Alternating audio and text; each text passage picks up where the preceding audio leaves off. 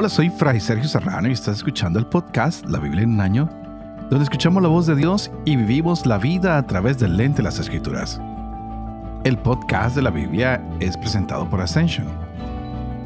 Usando la cronología de la Biblia de Great Adventure, leeremos desde Génesis hasta Apocalipsis, descubriendo cómo se desarrolla la historia de salvación y cómo encajamos en esa historia hoy.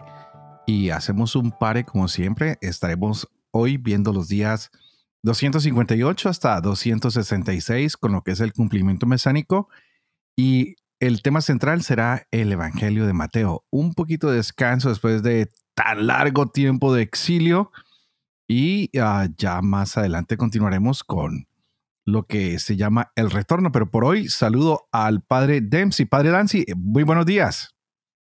Hola, muy buenos días, Padre Sergio. Muy contento de estar aquí con ustedes.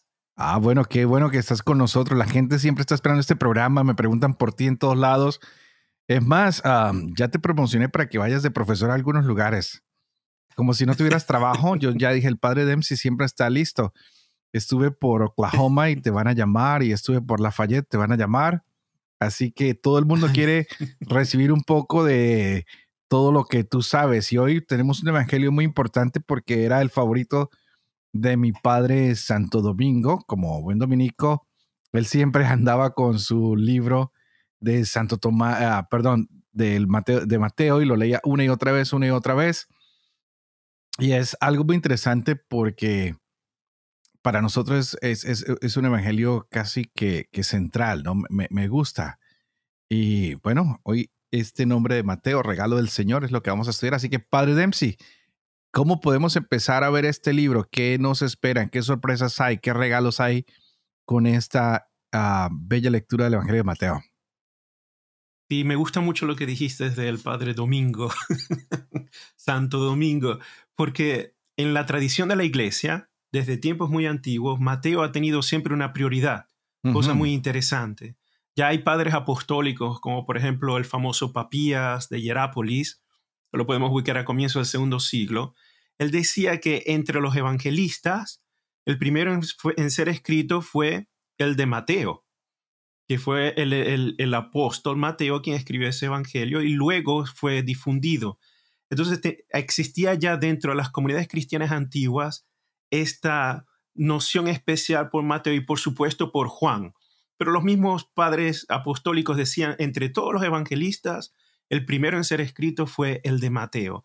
Y de hecho comenzó a leerse mucho en la antigüedad Mateo, y muchos comentarios patrísticos de Mateo no tenían, los padres de la iglesia decían, bueno, si ya comentamos a Mateo, no es necesario hacer comentarios del pobre evangelio de Marcos. Sí. porque prácticamente Mateo ya encierra la gran mayoría del evangelio de Marcos. Entonces, interesante ver esta noción, y Mateo 100% ha sido uno de los evangelios que más se leen en la liturgia, y muchas de las oraciones, como por ejemplo el Padre Nuestro que tenemos, que rezamos todos los domingos, la versión que utilizamos preferentemente siempre la versión de Mateo, que se ha mantenido en la oración de la iglesia, de la comunidad de la iglesia por siglos. Y en este evangelio de Mateo, en primer lugar, no sé si comenzar primero por quién es Mateo y luego en resaltar algunos puntillos sobre el evangelio de Mateo. Yo pienso que sería importante primero descubrir quién es el personaje, porque ya bien tú lo has dicho, muchos coinciden que pudo haber sido Mateo, uno de los 12 que lo escribió, otros no están muy seguros. Ya tú hablabas de la diferencia que hay, de la similitud que hay con Marcos, y algunos dicen que, bueno, los dos escribieron como para demostrar que los dos tenían el mismo testimonio apostólico de Cristo, ¿no? Algo muy interesante. No se contradicen, sino se complementan, como que tienen el mismo contenido interesante. Pero normalmente cuando a uno le sugieren una película, uno dice, ¿y quiénes son los actores principales? O cuando le sugieren un libro, uno dice, ¿quién es el autor? Por eso pienso que si nos cuentas un poquito quién era Mateo, ya podremos decir, wow, lo que él haya dicho o lo que él haya escrito nos interesa. Así que, ¿por qué no empezamos por eso y después nos vas dando unos punticos claves? Claro que sí. Por ejemplo, la persona de Mateo, muy interesante. En primer lugar, tenemos que darnos cuenta que hoy en día, si nos ponemos a leer varios autores bíblicos en academia, hay mucha discusión. De hecho, los autores modernos de academia dicen que el Evangelio de Mateo fue escrito por un cristiano que no era Mateo, pero la tradición de la iglesia siempre ha defendido desde los tiempos apostólicos hasta el día de hoy, la tradición, lo que llamamos ortodoxa de la iglesia, que Mateo, uno de los 12, fue quien escribió este Evangelio. Ahora, muy importante este detalle. ¿Por qué? Y por favor no se vayan a escandalizar con lo que les voy a decir. Hablando históricamente, los 12 apóstoles no eran personas muy educadas. De hecho, entre todos ellos, era Mateo quien con gran probabilidad, 100%, era el que era más educado. ¿Por qué? Fíjense que en el primer siglo, sobre todo en el tiempo de Cristo, el nivel de analfabetismo era muy alto. No es que todo el mundo podía ir a la escuela, no es que todo el mundo tenía acceso a la educación pública. Y aún teniendo un poco de dinero, no significaba que te garantizaba tener una cierta educación. Entonces, Mateo, fíjense, el rol de Mateo era ser un tax collector, que se dice en inglés, es un publicano, es decir, un recaudador de impuestos. Es decir, como uno que trabaja en la contabilidad de una empresa. Así de sencillo.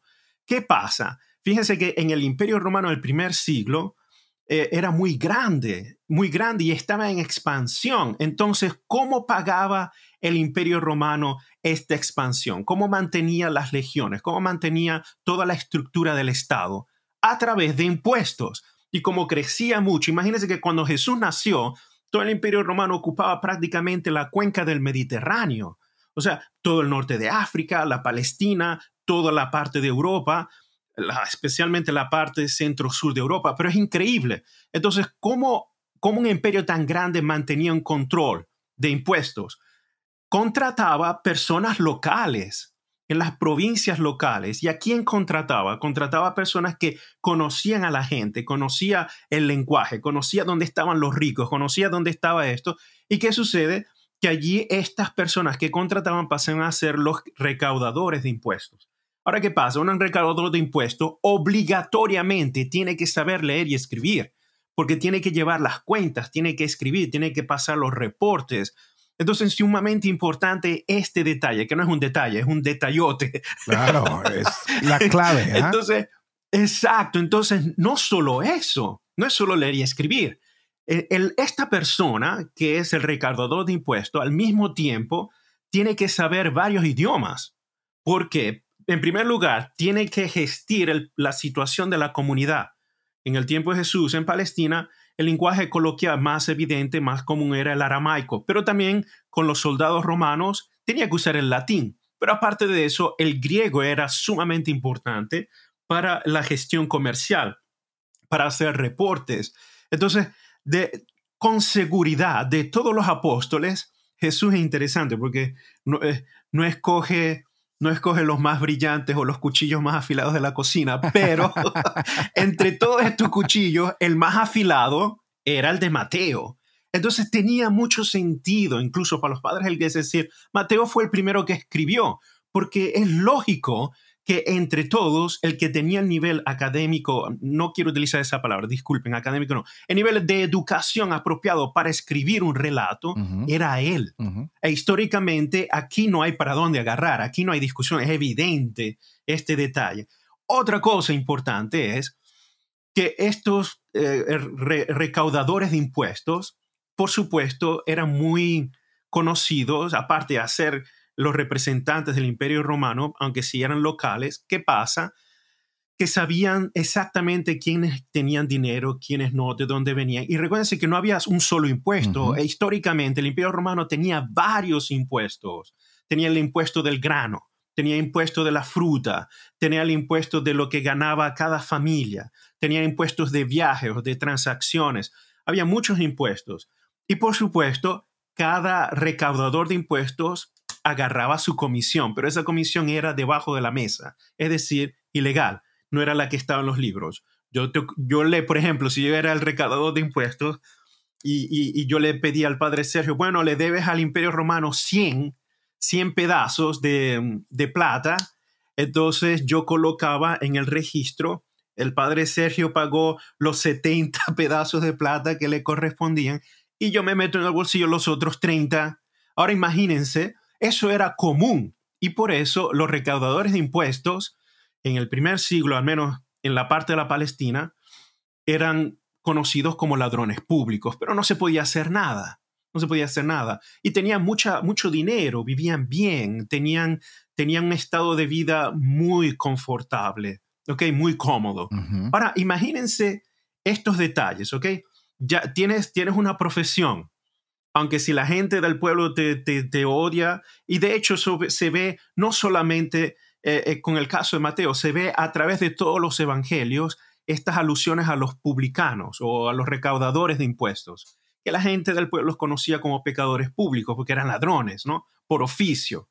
Pero la cosa interesante es, y eso es lo que me llama mucho más la atención, es cuando leemos en el Evangelio de Mateo, cuando Jesús ve a Mateo y lo llama. Ahora, fíjense la respuesta radical de Mateo que tiene, deja todo para seguirlo a él.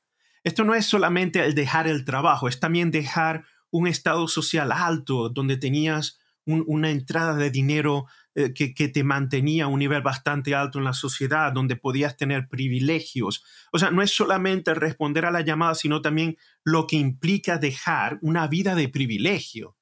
Y esto no lo pensamos mucho, pero sobre todo cuando entendemos más o menos el estilo de vida y ver la radicalidad de cómo Mateo responde, que lo deja todo para seguirlo, es increíble. Y luego, por ejemplo, vemos que luego Jesús come en su casa y hay otros publicanos con él.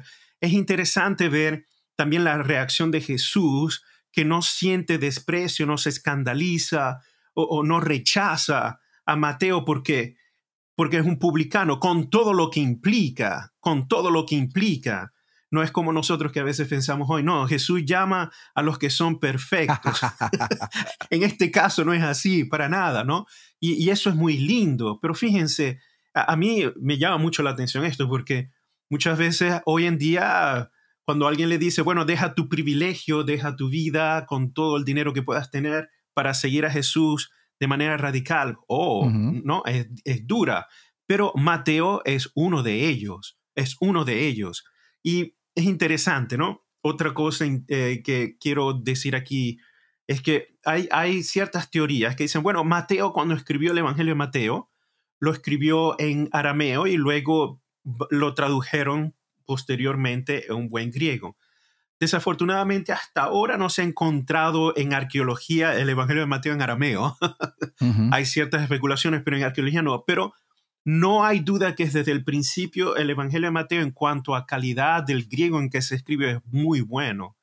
Y los autores tradicionales dicen, bueno, es evidente, Mateo tuvo educación, era capaz de escribir una narración como esta. Y la narración de Mateo es una obra de arte, es una obra de arte y también está metida muy dentro de la espiritualidad del judaísmo antiguo. ¿Okay? Entonces, cuando pensemos en Mateo, tenemos que pensar no solamente en una persona ideal como nosotros lo pensamos, ¿no? Perfectino, perfecto en todo, no. Tenía sus puntos bastante oscuros, ¿no? Y por supuesto, aquí entraba la cuestión de la finanza, de cómo vivir bien, de los pagos que él mismo se auto hacía debajo de la mesa. Y Jesús sabía esto. Jesús no era ignorante, era propio la mentalidad común, era lo que se veía en el mundo de la Palestina antiguo, ¿no? Entonces, esta parte me llama mucho la atención, la quería compartir con todos.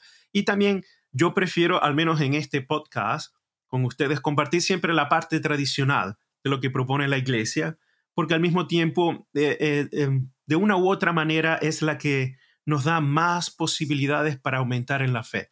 Porque muchas Ujú. veces cuando leemos las teorías académicas no ayudan mucho, no ayudan mucho. Sí, nos provocan intelectualmente, pero en cuanto a la fe, no lo sé, ahí se Así. las dejo. Sí, sí. Nosotros tratamos de construir la fe en este caso. Eso es muy interesante, padre Dempsey, y yo quisiera que miráramos un poquito las conclusiones de esta primera parte que tú dices. Entonces, Mateo, recaudador de impuestos. Un Sí, hombre que lo deja con todo lo que todo implicaba. para dejar Sí, a Jesús. Posiblemente el texto, nos dicen los estudiosos, que fue escrito en griego, ¿no? Porque es un hombre que conoce idiomas, que conoce la cultura, que conoce todo, el más estudiado en este momento. Y es un evangelio que ahora lo vamos a mirar los pequeños puntos porque me llama mucho la atención cómo Mateo empieza con el nacimiento de Jesús y termina con todo lo que es la resurrección, ¿no? Y cómo viene sí, finalmente la comisión a aquellos hombres que ya tienen que seguir con el mensaje. Y eso me parece muy importante porque es un evangelio corto, es un evangelio sencillo, tiene pequeñas parábolas, todo, pero algo que también me llama y que tal vez vamos a mirar más adelante contigo un poco es como ah, la insistencia de Mateo en mostrar que Jesús es el Mesías y que en Jesús se cumplen muchas de las profecías, muchos de los anuncios que se hacían. Pienso que es un evangelio que está muy cargado de todo eso, ¿no? Demostrar el rol de Jesús como hijo de David, como el cumplimiento de la promesa. Y todo esto vendría a ser muy hermoso porque vamos a ver fragmentos muy rápidos, pero muy bonitos de lo que es el nacimiento y los primeros años de Jesús, ¿no? La genealogía, que a mí, esa genealogía siempre me llama la atención.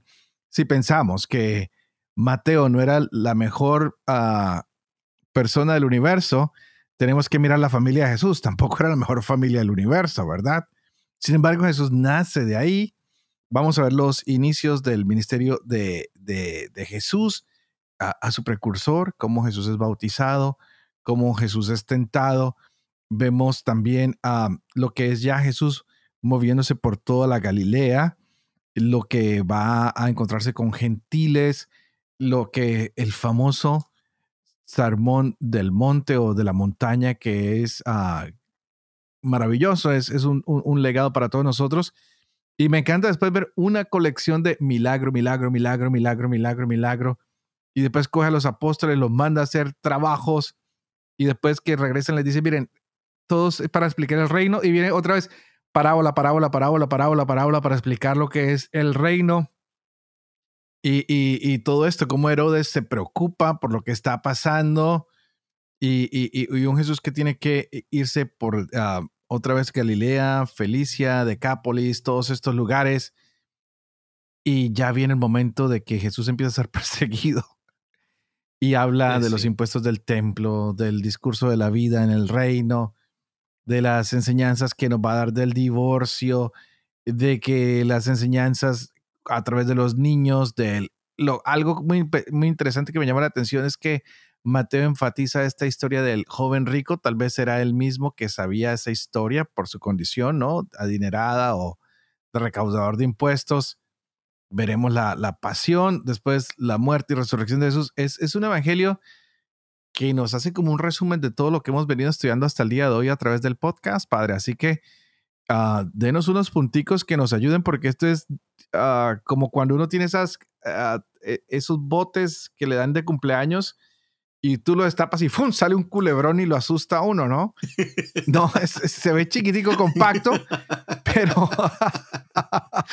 es un culebrón, trae muchas cosas que nos puede asustar, ¿no? Cuando uno lo mira así por encimita y uno dice, wow, aquí hay mucho, mucho, mucho contenido.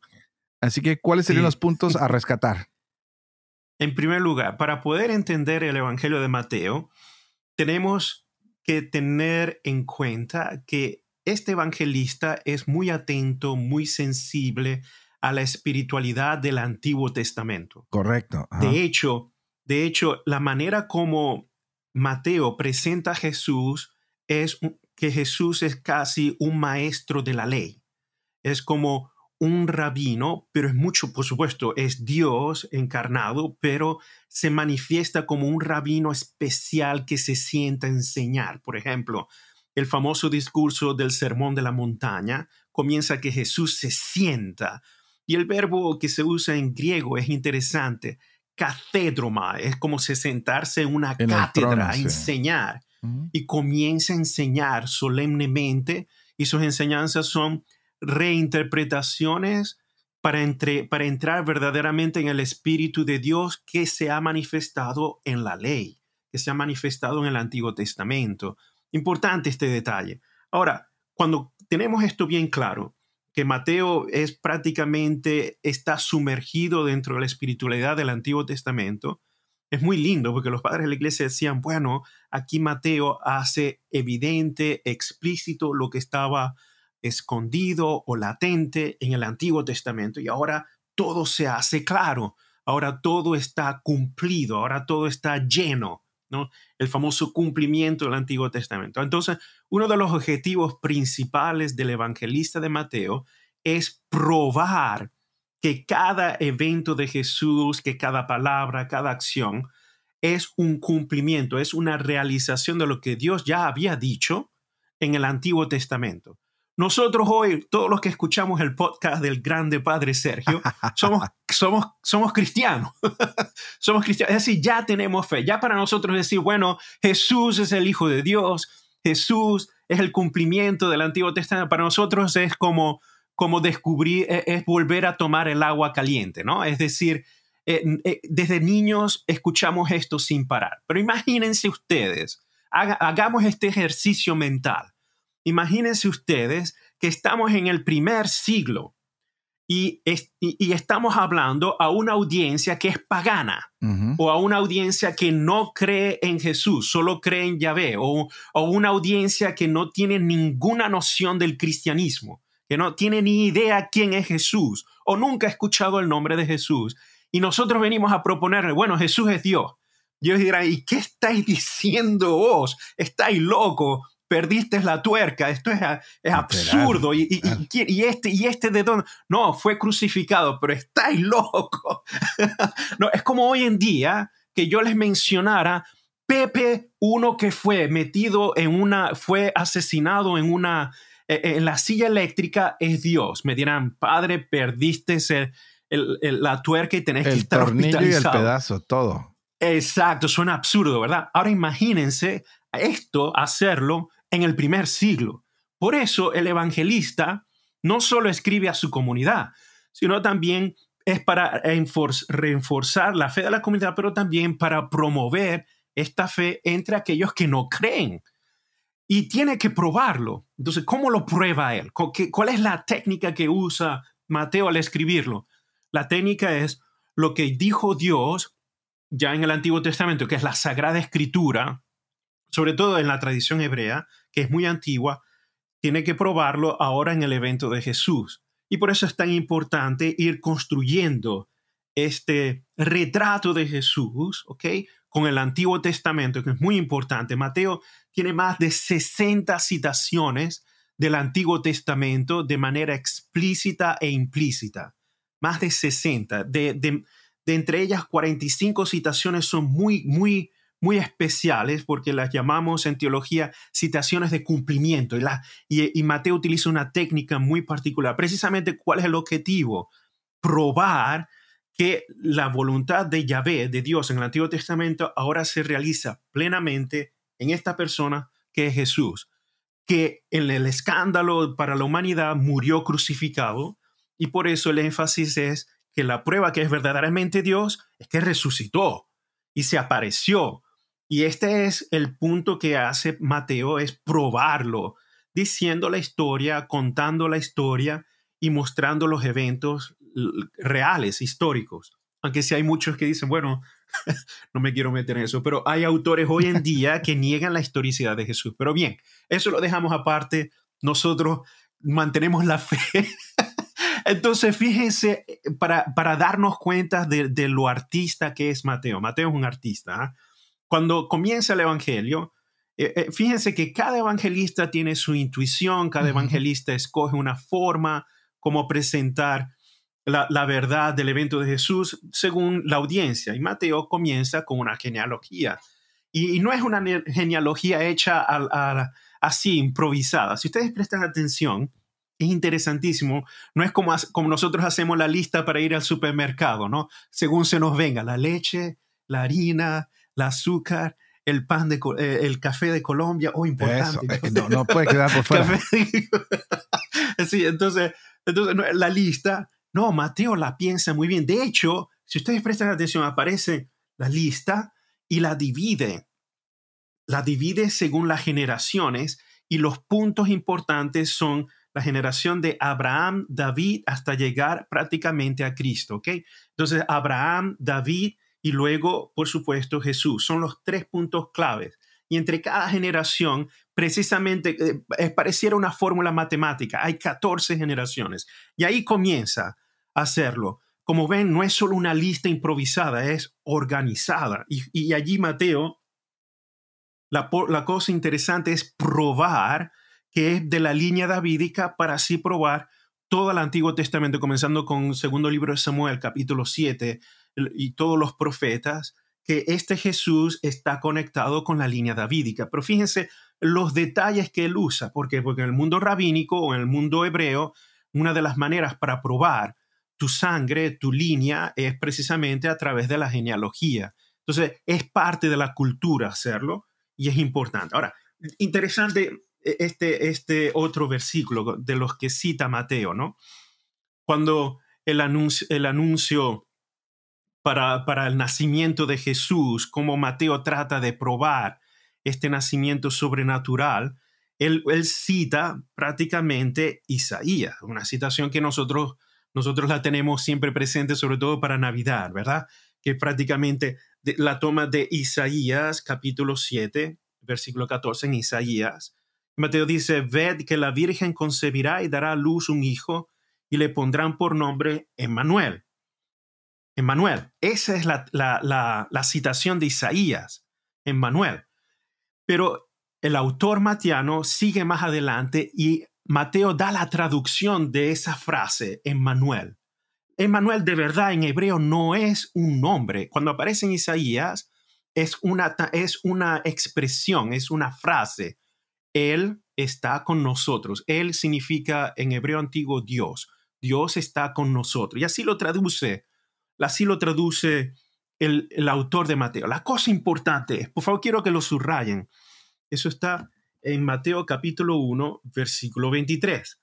Ahora, fíjense cómo construye Mateo. Si nosotros vamos al final de Mateo, nos vamos al último capítulo de Mateo, que es el Mateo 28, y vemos allí el mandamiento del Jesús resucitado, las últimas palabras que Jesús dice a los discípulos antes de subir al cielo.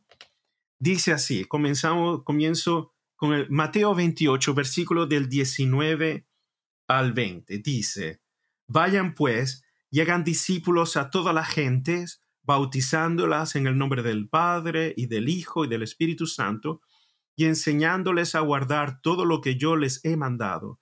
Y he aquí que yo estoy con ustedes todos los días hasta el fin del mundo. Ujú. Entonces, literalmente en el versículo 20 vuelve a repetir el Emmanuel del capítulo 1. Dios está con nosotros. Y prácticamente las últimas palabras de Jesús es decir, sigo siendo el Emmanuel. Yo estaré con ustedes hasta el fin del mundo. Entonces es interesante ver esta especie de sándwich, vamos a llamarlo así, del sándwich. Espero que no nos dé mucha hambre. En el capítulo 1, al comienzo, ya con el evento del nacimiento de Jesús, inmediatamente las últimas palabras de Jesús en el Evangelio de Mateo es seguir reenfatizando que Dios está con nosotros, que Dios está con sus discípulos, que Dios es fiel, que Dios camina y vive con nosotros. Aunque si no lo vemos, y ahí es donde está el truco de los sentidos que nos engañan, sigue cumpliéndose, sigue estando permanente. Entonces, fíjense la intuición de Mateo. Y ya cuando uno comienza a leerlo atentamente, comenzamos a ver que Mateo tiene sándwiches, es decir, inclusiones, un punto aquí que conecta con el otro y va guiando a la comunidad. Otro punto importante es que Jesús en el Evangelio de Mateo, por supuesto, él obra muchos milagros, es esencial porque los milagros los milagros y los exorcismos en Mateo son la prueba que Mateo va colocando a través de la historia para decir, sí, esta persona es más que un hombre natural, es sobrenatural, pero aún sobrenatural no es suficiente para Mateo, es igual a Dios, es Dios. Pero por supuesto la gran prueba va a ser al final, cuando Jesús resucita. Pero con estas obras magníficas de milagros y de exorcismo, Mateo quiere enfatizar también los discursos de Jesús. Entonces, esto es muy importante. porque tradicionalmente se ha visto en el Evangelio de Mateo los famosos 5 grandes discursos de Jesús, que por favor los tenemos que mantener muy en cuenta, los 5 grandes discursos de Jesús. El primero, que es muy solemne en la tradición, el famoso Sermón de la Montaña. Súper. Es prácticamente el capítulo 5 al capítulo 100. Imagínense, solo el Sermón de la Montaña. El primer sermón de Jesús está lleno de unas riquezas que hasta el día de hoy todavía se escriben comentarios, meditaciones, las prácticamente frases espirituales que hasta el día de hoy siguen marcando la vida de la comunidad de la iglesia. Por ejemplo, dentro del Sermón de la Montaña tenemos, por ejemplo, el Padre Nuestro, que lo decimos todos los domingos. Eso es solamente una pequeña sección del Sermón de la Montaña. O, por ejemplo, las famosas bienaventuranzas del Sermón de la Montaña. Y de hecho, el Sermón de la Montaña comienza prácticamente con las bienaventuranzas. La abre de esa manera solemne, ¿no? Jesús se sienta, la muchedumbre está allí alrededor y comienza a decir estas palabras que son para nosotros contradictorias. Bienaventurados los pobres. Pero bueno, Mateo es muy particular porque Mateo habla de los pobres de espíritu, ¿no? Si comparamos la bienaventuranza con Lucas, Lucas dice bienaventurados los pobres solamente, ¿no? Pero Mateo es bienaventurados los pobres de espíritu porque de ellos es el reino de los cielos, ¿no? Entonces, nosotros decimos bienaventurados, pero cuando vamos a la palabra Macarios en griego, no es solo bienaventurados. La palabra Macarios en griego es también sentirse, puede traducirse como bendecido, puede traducirse como fortunado, puede traducirse como alegre o el que tiene alegría. Entonces es importante ese detalle. A mí, cuando yo lo leo, en vez de utilizar la palabra bienaventurado, para mí, utilizo la palabra alégrate o está alegre o sé contento, está contento. No, está contento porque eres pobre de espíritu. Está contento porque tienes hambre y sed de justicia. Porque de una u otra manera Dios va a llenar esa falta. Dios siempre ve lo que falta para llenarlo, para cumplirlo, para sanarlo, para consolarlo. Entonces, al final y al cabo es así es como comienza Jesús, su primer gran discurso. Y su primer gran discurso es lleno de contradicciones para la lógica humana, ¿no? Nosotros decimos paradojas, pero es decir, ¿cómo es posible que una persona que tenga hambre, una persona que sea pobre, una persona que tenga estas características puede de verdad ser feliz? En la lógica de Dios, Él lo puede. Entonces, allí es cuando comienza Jesús a dar colecciones, decimos colecciones de sabiduría en parábolas, en imágenes, en comparaciones, cómo poder reestructurar de nuevo la espiritualidad antigua del Antiguo Testamento que ha sido manipulada por los fariseos para encontrar el verdadero sentido de lo que quiere Dios de cada uno de nosotros. Y por ejemplo, aquí en el famoso Sermón de la Montaña, una de las cosas que me llama más la atención, donde podemos encontrar una idea que resume muchas de las otras enseñanzas de Jesús, es el ser sincero. El ser sincero. Por ejemplo, allí es donde va encauzado de cómo dar la limosna en secreto, cómo ayunar en secreto, cómo hacer tu oración en secreto, no para que todo el mundo te vea. Y aquí es donde Jesús critica fuertemente lo que llamamos la espiritualidad hipócrita o la espiritualidad que comúnmente decimos de los fariseos, ¿ok? La espiritualidad de los fariseos que hacen todo en público para que así todos lo puedan ver y decir, oh, sí, Él cumple todo, qué grande que es, ¿no? Qué bueno que es, qué santo que es. En cambio, Jesús dice todo lo contrario, todo lo contrario. Y una de las cosas que va repitiendo, sobre todo en el capítulo 5, capítulo 6 del Sermón de la Montaña, es porque Dios puede ver en el secreto, Dios puede ver en lo que está escondido y de ahí nadie se escapa. Y muchas de las cosas que Jesús comienza a hablar y luego sus controversias contra los fariseos que va a seguir más adelante, prácticamente todo el Evangelio de Mateo está lleno de controversias de Jesús contra los fariseos. Hasta el último, los famosos why en el capítulo 23, por ejemplo. Todos son críticas de Jesús contra los fariseos que va aumentando. Siempre consiste en esto, que Dios no le interesa lo que mostramos en apariencia, porque Dios puede captar, percibir y ver en el secreto. y en el secreto nadie puede esconderse. En el secreto nadie puede ponerse otra máscara porque Dios va más allá de allí.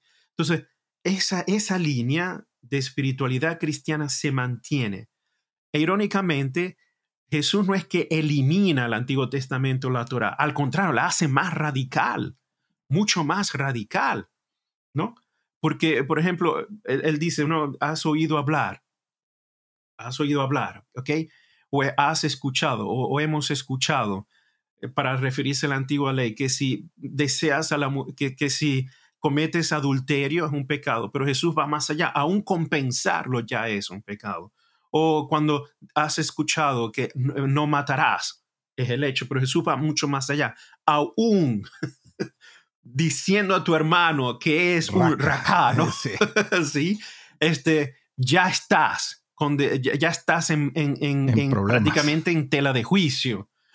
Mucho más radical. Entonces, cuando analizamos evidentemente a Jesús, no, porque muchas veces nosotros decimos, no, es que Jesús viene y dice que todo está bien. Mucha gente ha escuchado eso. No, padre, es que ahora con Jesús dice que todo está bien, todo el mundo tiene que ser perdonado y todo es color de rosas y podemos hacer lo que nos dé la gana. No, si te pones a leer el Evangelio de Mateo es todo lo contrario. Jesús es más radical incluso que lo que dice la ley. Va mucho más allá, pero porque busca no solo el actuar superficial, sino una conversión interna, pero seria, profunda, que implica el cambio interno, que es al mismo tiempo la causa de las acciones que se ven, ¿no? Entonces, muy interesante este tipo de espiritualidad. Esto se mantiene prácticamente durante todo el Evangelio de Mateo, en todas las enseñanzas de Jesús. Por ejemplo, el segundo gran discurso, por ejemplo, cuando Jesús termina de decir un discurso, prácticamente el Evangelio dice, y cuando Jesús dijo estas palabras, siguió. Entonces, siempre el evangelista concluye los famosos discursos de Jesús diciendo precisamente que ese discurso ha concluido. Pero fíjense los otros discursos de Jesús. En el capítulo 10 está el famoso discurso de la misión, de cómo ser un discípulo, de cuáles son las características del discípulo, de las dificultades que va a encontrar el discípulo. El otro gran discurso que les hablaba el padre Sergio es el capítulo 13. El capítulo 13 de Mateo es el discurso del reino de Dios, pero todo el discurso es una parábola después de la otra. Va metiendo parábolas, va coleccionando parábolas de una manera especial. Claro, Jesús dice otras parábolas, pero en ese discurso, para hablar del reino de Dios, de este misterio, utiliza parábolas, ¿no? Comparaciones, imágenes de la agricultura, de la pesca, de la naturaleza, para poder hablar del misterio. ¿Okay? El otro gran discurso, y ese es un discurso que de Jesús, es el capítulo 18, el famoso discurso sobre la iglesia. Y es donde el servicio dentro de la comunidad de la iglesia, cuando hay un hermano que tiene problemas y se tiene que enfrentar a ese hermano, ¿cómo se hace? ¿Cómo vivir la caridad en una realidad humana que no es perfecta? Fíjense que ya Jesús está hablando de que, bueno, si hay un hermano que no te escucha, si hay un hermano que esto y lo otro, ¿cómo hacerlo? Y aún así Jesús ya te está preparando. Incluso si aún así no te escucha, entonces hay que actuar de otra manera. Pero fíjense que ya Jesús, en su comentario, en su discurso sobre la comunidad eclesial, ya lo dice. Uh-huh. Entonces, a mí me gusta mucho eso. ¿Por qué? Bueno, el padre Sergio tiene más experiencia que yo, porque el padre Sergio vive en comunidad. No, yo como diocesano vivo más o menos como un monje, ¿no? Pero la realidad humana de vivir en comunidad, de vivir en iglesia, es siempre problemático, ya desde el comienzo. Entonces, muchas veces nosotros, ¿no? Los padres, cuando hacemos confesiones, dicen, pero bueno, padre, si en la iglesia veo esto, veo lo otro, y digo, calma. Es que muchas veces nosotros tenemos la imagen de la iglesia como si fuera todo perfecto, uh-huh, todo color de rosa. Pero cuando leemos el Evangelio, ya en el Evangelio estaba el problema. O sea, no es que se ha cambiado mucho. han cambiado muchas formas, sí, pero la esencia sigue igual. Siempre hemos tenido problemas. Es decir, encontrar una comunidad perfecta es imposible. Si ya Jesús, en el capítulo 18 de Mateo, hablaba de la corrección fraterna, de las tensiones, de otros que quieren quieren tener un puesto mayor que el otro, y por eso Jesús utiliza estas imágenes del servicio. Es porque ya estaba sucediendo, aún en su propia pequeña comunidad, pero también en la comunidad de Mateo. Pues Mateo hace énfasis en esto, ¿no? La corrección fraterna, y aún así no te va a escuchar. Y aún si llamas a otro y si no te escucha, fíjense, ya Jesús sabe. Y si no te escucha, entonces hay que ir a este otro punto. Y si aún así persiste, bueno, ¿qué más queda? ¿No? Queda fuera. Interesante, ¿no? Ver esto. ¿Escándalo? No, es la realidad humana. Al contrario, a mí lo que me gusta de esto es que Jesús no es que dice, bueno, esto ya se acabó, ¿para qué seguir? No, no, no. Es natural. Se debe aceptar y se debe seguir adelante. No, porque es importante muchas veces que comencemos a leer la Escritura con la realidad humana como es, ¿no? Muchas veces leemos la Escritura como una cosa ideal, ¿no? Sobrenatural, sí, pero que es ajena a nosotros. No, es todo lo contrario. Es todo lo contrario. Y por supuesto, el último gran discurso de Jesús es prácticamente el discurso del juicio final, que prácticamente es el capítulo 24-25, ¿no? Y habla de las parábolas del juicio, por ejemplo, las famosas vírgenes, ¿no? Las sabias y las no, como luego el pastor debe separar las ovejas de los cabritos, ¿no? Y, etcétera, etcétera.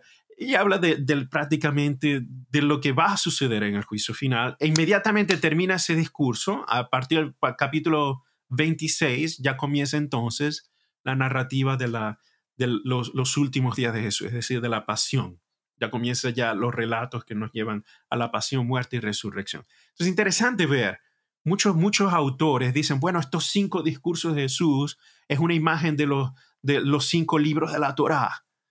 Bueno, hay ciertos autores que hasta el día de hoy mantienen eso. Yo prefiero no usarlo así, pero muchos autores tratan de hacer esta comparación. Para mí estos 5 discursos de Jesús son verdaderamente joyas que ha coleccionado el autor de Mateo y las ha colocado de esa manera especial para llevar de una manera concentrada esta sabiduría divina de Jesús que se ha dado en la revelación de la Escritura.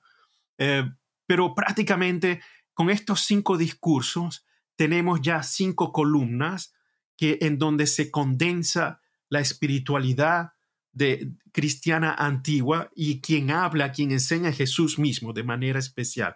Entonces, como tener pequeños resúmenes, estos 5 discursos, y que prácticamente cubren toda la vida de la iglesia.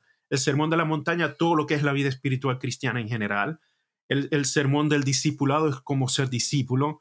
El sermón de la iglesia, el sermón del reino de Dios, el misterio de Dios en parábolas. Luego, el discurso sobre la iglesia, cómo vivir en comunidad. Y por supuesto, el último es qué cosa va a pasar al final del mundo y qué nos podemos esperar. Y Dios sí es muy bueno y lleno de amor, pero la justicia está, y es una de las cosas importantes en Mateo. La justicia de Dios está relacionada con su santidad. No es que Dios es bueno y todo pasa, todo viene como venga. No, consecuencias van a venir. ¿No? Sí, claro. No, porque muchas veces me escucho, no, que todo con Jesús, todo es bien, todo se perdona, así que puedo hacer lo que me dé la gana. No. Las acciones tienen sus consecuencias.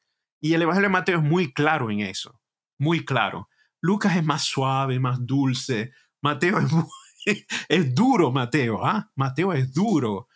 Pero por eso es que no me extraña de Santo Domingo de Guzmán, el grandioso. No, lo leía con tanta asiduidad porque implicaba una exigencia personal del cristiano, ¿no?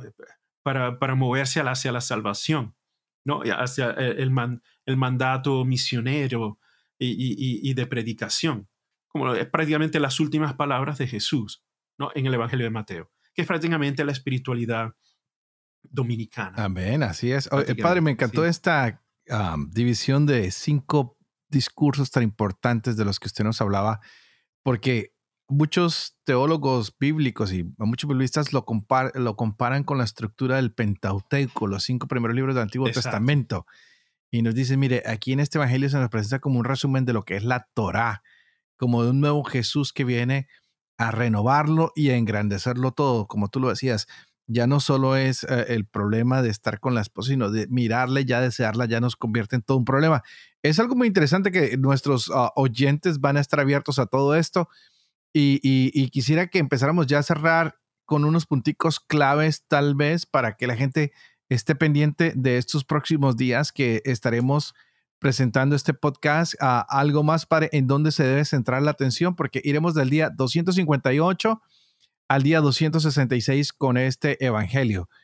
¿Dónde debemos poner así un énfasis especial? ¿Qué nos recomiendas? ¿Qué es lo otro que tenemos que rescatar? ¿O con lo que con estos 5 temas estamos cubiertos? No, por ejemplo, un punto importante y que yo creo que sirve de mucho para leer todo el Evangelio, es una frase que se dice dentro del Sermón de la Montaña, al final del capítulo 5. Final del capítulo 5 del Sermón de la Montaña, capítulo 5, versículo 48. Y ese punto es un punto de resumen para toda la espiritualidad matiana, en donde Jesús dice explícitamente, digo que mis ojos no me ayudan mucho, ustedes pues sean perfectos como es perfecto su Padre Celestial. Es durísimo, pero irónicamente es la voluntad explícita de lo que quiere Jesús cuando está enseñando. Es buscar esta cualidad en la persona, porque cuando él dice la palabra perfecto, en griego es teleios. Teleios sí significa perfecto, pero también significa tener llegar al potencial que se quiere, pero es de manera cualitativa, no es perfección de esta como la vemos a los fariseos, ¿no? Es obtener esta calidad, esta cualidad de Dios en mí, es llegar a ese punto, es interesantísimo. Entonces prácticamente todo el evangelio busca es ese yo configurarme con esa cualidad de Dios en mí.